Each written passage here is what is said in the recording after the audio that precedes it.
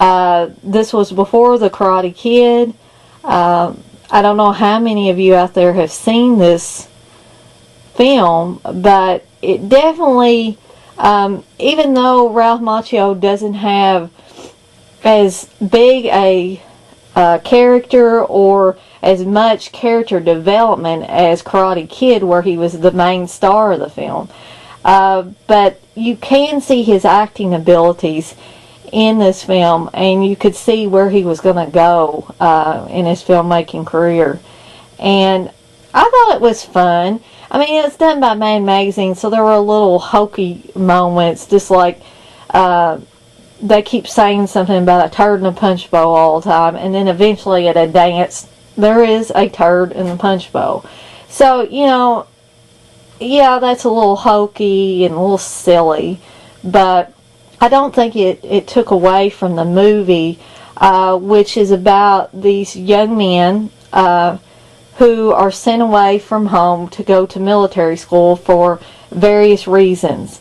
And it tries to be almost like a poor man's police academy or something like that. Not as good as Police Academy, but it works. There's, of course, a lot of sexual humor in this.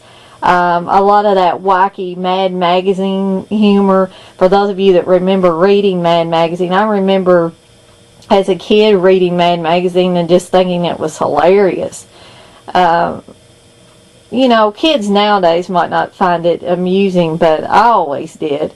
And at the time, I think Mad Magazine was a little probably risque for some people because of the material that it covered.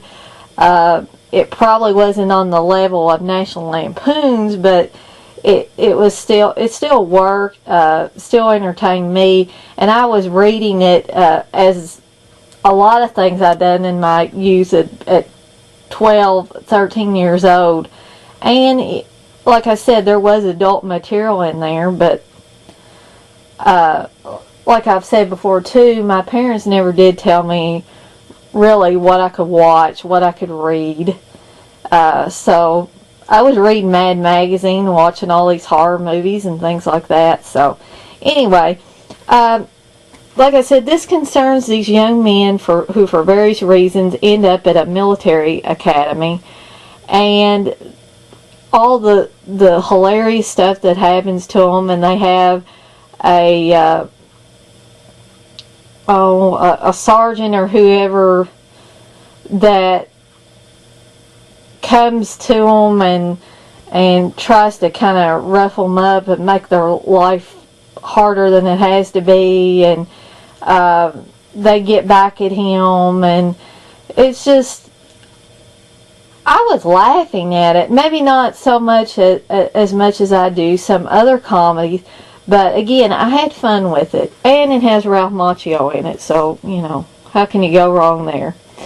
And it also has, as you can see on the back here, Bond girl, or former Bond girl, Barbara Bach, or Miss Ringo Starr, whichever way you want to look at it, who looks, you know, for you guys out there, she looks really good in this film for any Barbara Bach fans.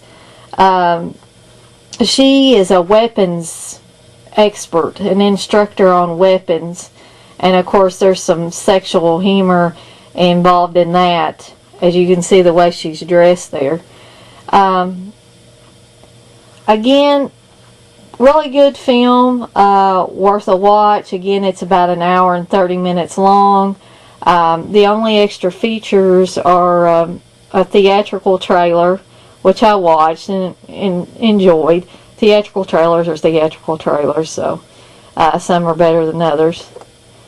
But anyway, that's Up the Academy. The next one in this last batch here I haven't watched yet, so I will probably have to get back with everyone on what my thoughts were.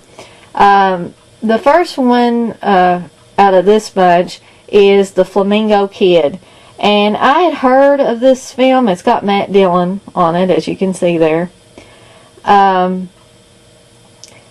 and he's working, his character is working at a Long Island beach club, and you know it's going to be your typical like teen comedy. I can just tell by looking at it. This one is PG-13, whereas the other two I just talked about were rated R. So I don't think the sexual humor is going to be as explicit as it was in the other two films. But this is from 1984, and I'm surprised that I haven't seen it before, because this looks like something that I would really enjoy. You know, I've seen things like Revenge of the Nerds, where the sexual humor in that is pretty much more explicit than I'm sure this is going to be. But it's along the same lines is what I'm thinking. And things like Better Off Dead with John Cusack, and I think there's One Crazy Summer that has John Cusack in it. Those are another couple of films that I think would be similar to this one. Just fun, not overly dramatic or anything like that.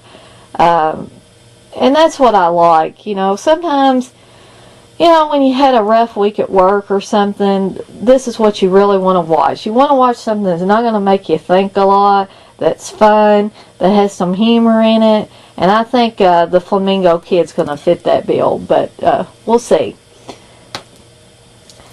The next one, and this is usually the I Love the 80s series of films are usually teen comedies. This movie, Ordinary People, it has Donald Sutherland, Mary Tyler Moore, and a very young Timothy Hutton in this film.